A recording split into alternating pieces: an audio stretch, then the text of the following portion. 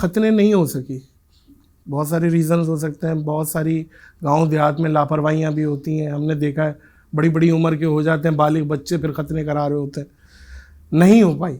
اور وہ اب ظاہر ہے اس کا ایک پروسیس ہے بڑا تکلیف دہ, تو وہ بول رہا ہے کہ یار میں ختنے نہیں کرا رہا. تو اس پہ باقی نمازیں ساری چیزیں قبول ہوں ظاہر ہے کہ گی, جس طرح باقی شرعی احکام ہے اسی طرح ایک یہ حکم ہے, اس سے باقی چیزیں تو ڈسٹرب نہیں ہوتی.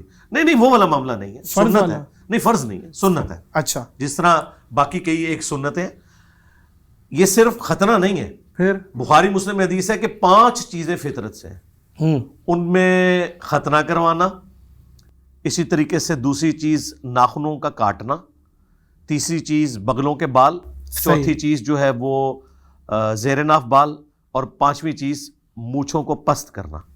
اور اس میں بھی صحیح مسلم میں ہے کہ 40 دن کی مدت نبی صلی اللہ علیہ وآلہ وسلم نے بیان کی ہے, 40 دن کے اندر ایک دفعہ یہ کام آپ نے کرنا ہے. اب ختنے والا معاملہ تو ظاہر ہے بچپن میں ہونا ہے, اگر کسی کے ختنے نہیں ہوئے تو وہ پھر بھی مسلمان ہے. ہمارے تو پنجاب کے معاشرے میں بولا جاتا ہے مسلمانی بیٹھنا, وہ کہتے ہیں ختنے نہیں ہوئے تو مسلمان نہیں.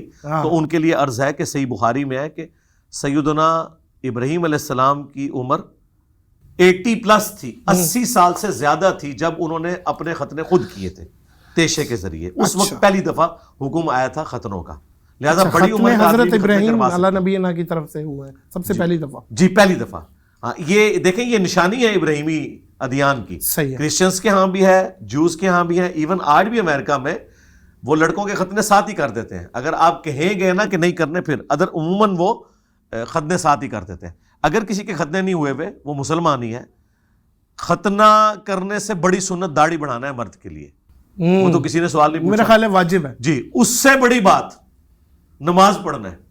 نماز نہ پڑھنے والا تو پاکستان کے شناختی کارڈ میں مسلمان ہے صحیح, اور ختنے نہ کروانے والے کے بارے میں پتہ نہیں کیا بات کرتے ہیں. اسی طریقے سے مشہور ہے کہ جس کی شادی نہیں ہوئی تو اس کا جنازہ نہیں ہوگا. یہ بھی ساری متس ہیں, ان کا اسلام سے کوئی تعلق نہیں ہے, لیکن کروانے چاہیے, بہتر ہے. اور آج کل کے اس ماڈرن دور میں جب اینستھیزیا والا معاملہ اویلیبل ہے تو میرا خیال ہے کوئی تکلیف دہ کام نہیں ہے, بڑی آسانی سے ایسا. ہاں جی بالکل.